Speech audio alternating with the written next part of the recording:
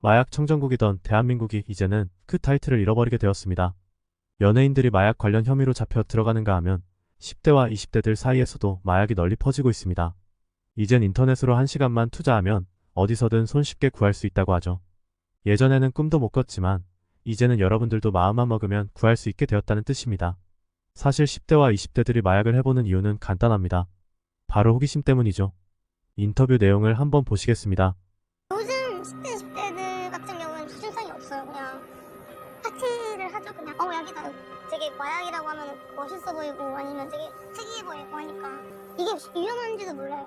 본인들 그냥 더 기분 좋고 더 재밌게 놀기 위해서 많이들 하는 편이고, 엑스타시를 복용하면은 기분 되게 업이 돼서 음악이랑 이제 같이 어울려져서 좋아요. 기분. 정말 어린 아이들 같은 생각인 것이죠.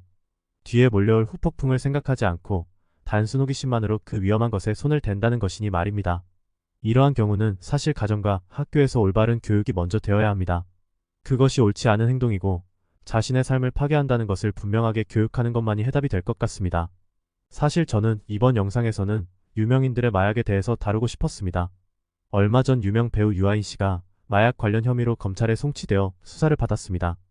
유아인 씨는 프로포폴과 대마, 코카인, 케타민, 졸피뎀 등 5종 마약류를 투약한 혐의를 받았죠.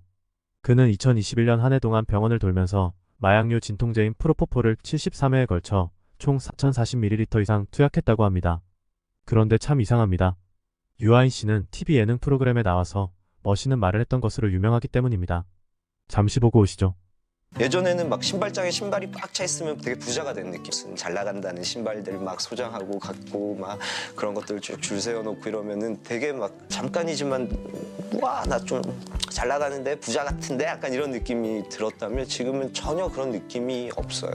그냥 그것들이 내 족쇄처럼 느껴진달까? 어떠한 원동력을 통해서 앞으로의 삶을 살아나가야 하지? 그런 고민들, 생각들을 많이 가져가게 된 것 같아요. 어떻게 자신을 비워낼지에 대해 고민하고 어떠한 원동력을 통해서 삶을 살아나가야 할지 고민을 하던 유아인 씨였지만 끝내 그게 제대로 되지 않았나 봅니다. 결국 마약을 삶의 원동력으로 삼았으니 말입니다. 여러분들은 어떻게 생각하시나요? 여러분들이 모두 알고 계시는 연구가 있습니다. 연봉이 높으면 높을수록 행복지수가 끝없이 올라갈 것 같지만 실제로 월급이 400만 원이 될 때까지는 행복지수가 오르다가 그 이후부터는 거의 정체에 가깝도록 행복지수가 더 이상 상승하지 않는다는 연구 말입니다. 유아인 씨의 인터뷰를 다시 생각해봤을 때 그가 했던 말은 아마도 진심이었을 것입니다. 돈을 많이 벌어서 좋은 신발도 줄 세워보고 좋은 자동차, 좋은 집을 샀을 때의 쾌감은 이루 말할 수 없었겠지만 일시적이었을 것입니다. 행복지수가 더 이상 상승하지 않았을 거란 말이죠. 그렇기 때문에 일시적인 동기부여가 아닌 영원한 동기부여가 될 수 있는 무언가를 찾고 싶었을 것입니다. 하지만 그런 그도 유혹 앞에서는 한없이 연약한 인간일 뿐이었나 봅니다. 영원한 동기부여를 찾아서 끝까지 달려가는 것을 선택하기보다는 또 다른 일시적인 욕망에 머무르기를 선택했기 때문입니다. 저는 지금 불법 마약 투약자에게 어떠한 서사를 부여하고자 하는 것이 아닙니다. 범죄자의 범죄를 정당화하거나 그에게서 어떠한 연민을 느끼게 하기 위해 이 영상을 만든 것은 아닙니다. 다만 우리는 생각해봐야 하는 것입니다. 한 사람의 인생을 완전히 망가뜨릴 수 있는 것이 마약이라는 것을 모르는 사람이 없지만 그럼에도 마약 투약 뉴스는 날로 늘어만 가고 있습니다. 왜 그런 것일까요? 특히나 인생에서 전성기를 누리고 있다고 말할 수 있는 유명인들이나 더 이상 인생에서 무언가 이룰 것이 없다고 여겨지는 성공한 사람들일수록 마약의 유혹에 더 쉽게 빠지게 됩니다. 이런 상황에서 유재석님의 말이 문득 떠오르게 됩니다. 내가 좋아하는 무언가를 포기하지 않으면 이 두 개를 다 가질 수는 맞아요, 그건 없겠더라고. 네. 사실 나이는 한 살 한 살 들어가고 1년 1년 가면 갈수록 체력적으로도 모두 이렇게 대비를 시키지 않고 준비를 해놓지 않으면 내일 일을 작년처럼 재작년처럼 해낼 수 없고 담배도 마찬가지지. 그러면 어쩔 수 없지.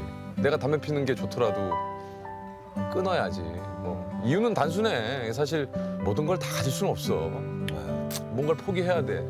야, 정말 몇 번은 우리끼리 다짐하고 얘기했지만 진짜 이 시간은 너무나 우리한테 다시는 올 수 없는 시간이다. 정말 잊어서는 안 돼. 그래서 하루하루 열심히 살아야지. 그 방법만이 없어. 두 가지를 모두 가질 수 없다고 합니다. 무엇 하나는 포기해야 하는 것이죠. 유재석님은 자신의 쾌락을 포기했습니다. 그리고 얻었습니다. 다시는 올 수 없는 소중한 현재라는 선물을요. 그리고 마지막 말처럼 하루하루를 열심히 사는 길을 택했습니다. 어떻게 보면 일시적인 쾌락이란 진정한 성공을 위한 관문과 같은 것일지도 모르겠습니다. 그 유혹을 이겨낸 사람만이 결국 성공을 해내는 것처럼 말이죠. 마약으로부터 나를 지키는 방법이 무엇일까요? 일시적인 쾌락으로부터 나를 지키는 방법이 무엇일까요? 그것은 유재석님이 말한 것처럼 현재를 소중히 하고 하루하루를 열심히 살아내려 노력하는 나의 피땀 섞인 노력이 아닐까 생각해 봅니다. 일시적인 쾌락과 같은 유혹이 있을 수도 있습니다. 하지만 그러한 유혹과는 감히 맞바꿀 수도 없는 나의 피땀 섞인 노력의 소중함을 안다면 그러한 유혹들도 손쉽게 뿌리칠 수 있을 것입니다. 내 삶의 무게가 무거워질수록 거추장스러운 것들은 내려놓게 되기 마련이니까요. 여러분의 삶이 일시적인 유혹에 무너지는 가벼운 삶이 아닌 어떠한 풍파에도 흔들리지 않는 무거운 삶이 되기를 응원합니다. 여러분의 피땀 섞인 하루하루의 노력을 응원합니다.